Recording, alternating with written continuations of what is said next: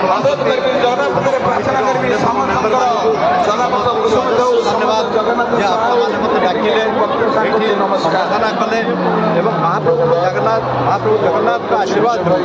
ଏ କାର୍ଯ୍ୟକ୍ରମଟା ଏତେ ସୁନ୍ଦର ଭାବରେ ହେଲା ଯେ ୟାର ପରିକଳ୍ପନା ବି